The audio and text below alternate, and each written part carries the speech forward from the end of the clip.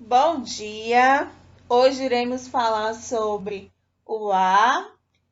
Ele é um elemento da natureza que está presente em todos os lugares, seja na água, seja no nosso corpo. A gente não pode vê-lo nem pegá-lo, mas a gente necessita do gás oxigênio que está presente nele para sobrevivermos. E a camada de ar que envolve a Terra chama de atmosfera. Então, a atmosfera, ela possui várias camadas. Como a gente observa na imagem, existem as camadas da atmosfera. Então, quanto maior a altitude dessa atmosfera, menores as temperaturas. Então, mais frio fica. Então, quando a gente chega lá na ionosfera, é que a temperatura volta a subir. Então, cada um temos a troposfera, que é ao nível do mar, que é onde tem o nível do mar. Depois do nível do mar vem a troposfera. Temos a estratosfera, que tem a maior concentração de ozônio, que é muito importante para o equilíbrio do planeta. Temos a mesosfera, a ionosfera e a exosfera. Então, essas são as camadas da atmosfera. E lá o ar da atmosfera é formado por uma mistura de vários gases, de vapor de água e algumas partículas, como a poeira. A poeira é um tipo de partículas que vive no ar. Então, esses gases, eles são muito importantes. A maior quantidade existente no ar é o nitrogênio. Temos o nitrogênio, o oxigênio e o gás carbônico. Então, esses três gases são os que são mais presentes no ar. Temos também os vapores de água, também se concentra na natureza. O oxigênio é o gás mais importante para os seres vivos, porque é o ar que a gente respira. Então, é o ar que a gente inala para que o nosso sistema respiratório se desenvolva. O gás nitrogênio, ele é mais abundante na atmosfera. Também é o gás mais encontrado na natureza. E temos o gás carbônico, que mesmo sendo encontrado em pouca quantidade, ele também possui uma grande importância. Por quê? Porque as plantas necessitam desse gás para fazer o seu próprio alimento, que é a fotossíntese. Então, por meio desse processo, né, as plantas e as algas, eles retiram o gás carbônico da atmosfera e liberam oxigênio, que é o gás essencial para a respiração dos seres vivos. Então, apesar de existir em pouca quantidade, ele é muito essencial para a fotossíntese, porque as plantas nutrem esse gás e liberam gás oxigênio. O ar também se produz os ventos, né? Os ventos formam as ondas.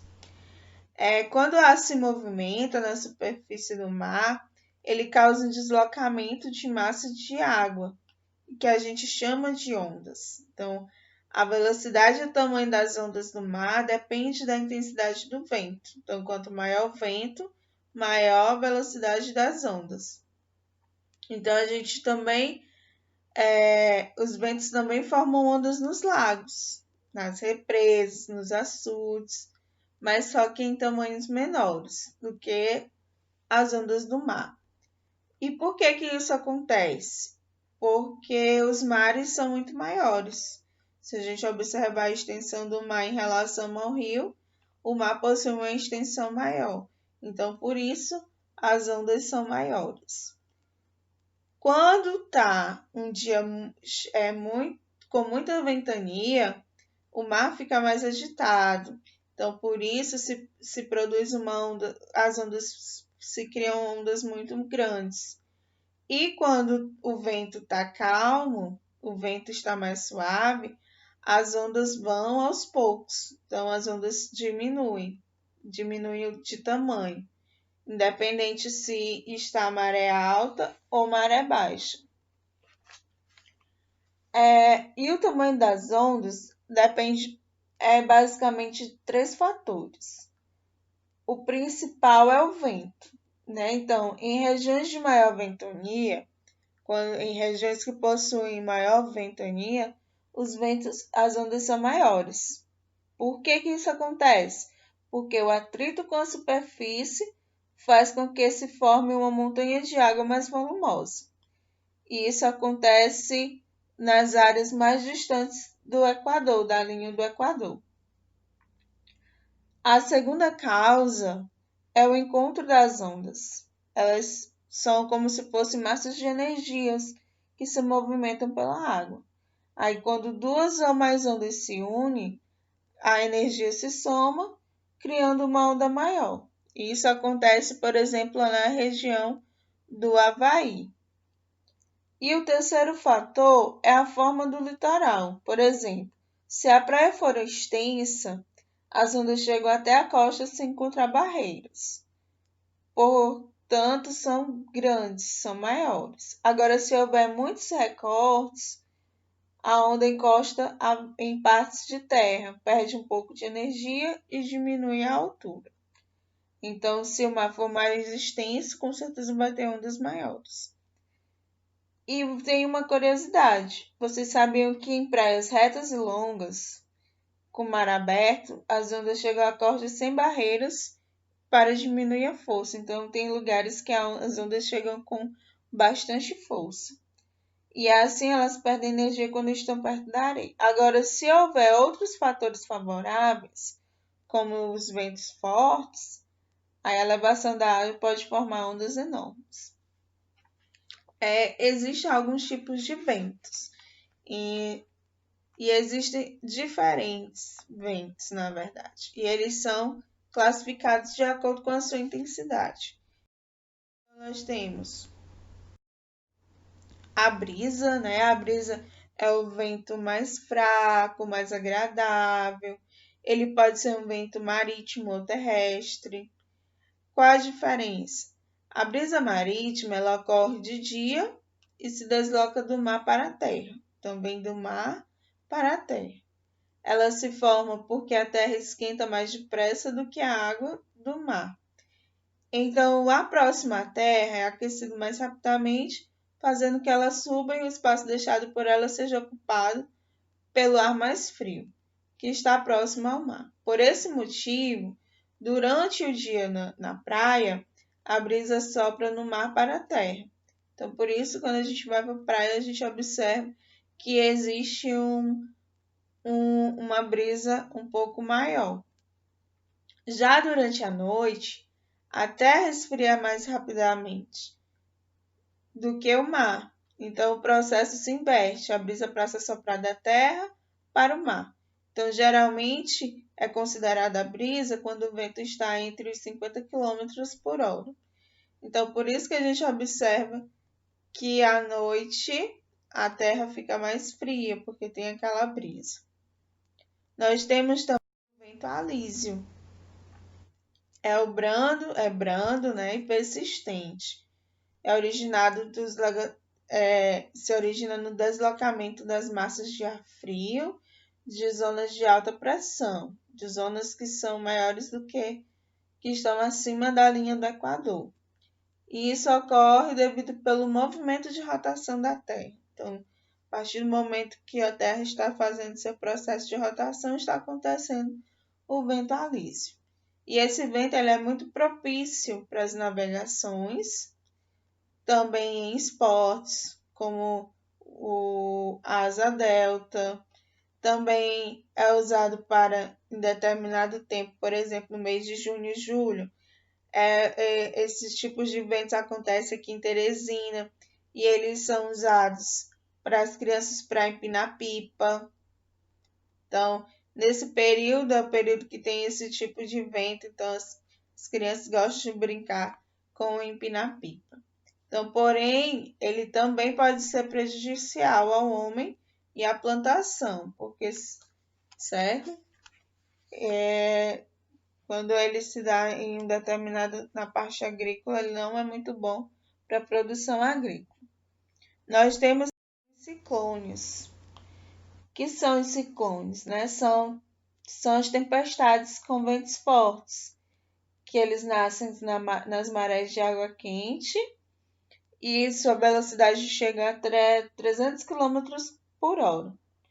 Existem os ciclones tropicais, que acontecem entre os trópicos e a linha do Equador, e eles são mais violentos. Então, esses ciclones acabam causando alguns prejuízos para a natureza. E temos os extratropicais, que eles se formam longe dos trópicos. São mais fracos, mas duram mais tempo. Os ciclones eles viajam pelo mar e podem chegar até os continentes. Aí, quando eles se afastam do oceano, a quantidade de vapor de água diminui e eles vão enfraquecendo até parar. Quando passa, vai destruindo o que encontra pela frente. Temos o furacão ou tufão, são a mesma coisa. É um tipo de ciclone, porque atinge também a velocidade superior a 300 km por hora. Ele apresenta um movimento de rotação que forma correntes de ar em formas de espiral, que são os redemoinhos.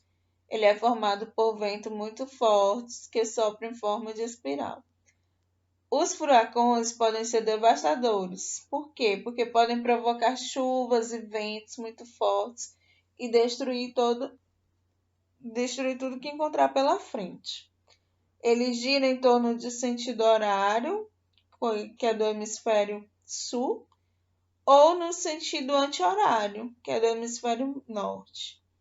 E eles chegam a medir 200 a 400 quilômetros de diâmetro. Então, eles também são muito prejudiciais ao homem para a natureza, porque quando eles se formam, eles destroem tudo que tem pela frente.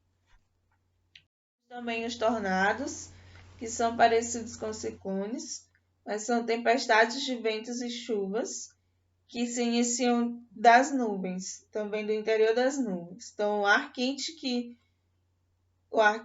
tem nas nuvens ele gira mais rápido e forma um funil, é como se a gente observasse fosse um funil. E o tornado ele ocorre no mar. Nós temos também o tornado que se formam no mar, que é chamado de tromba d'água. Então, os tornados eles podem chegar a uma velocidade de 300 a 400 km por hora. Os ventos dos tornados funcionam como um aspirador de pó. Como assim? Ele sai sugando tudo que encontra pelo caminho. Então, ele vai puxando, são os tornados que saem puxando as coisas que se encontram e sai jogando lá, vai levando o que ele encontra pelo caminho. E é o mais forte dos fenômenos meteorológicos. Ele é menor e, em geral, mais breve do que o furacão. Dura menos do que o furacão. Temos os vendavais, que é um vento forte que tem um grande poder de destruição também. Chega até atingir 150 km por hora. E ocorre geralmente de madrugada e ele pode durar até 5 horas. Então, também causa destruição. O ar, existem alguns aparelhos que a gente utiliza para medir a velocidade do ar ou as suas direções. Então, o primeiro que a gente vai é o anemômetro.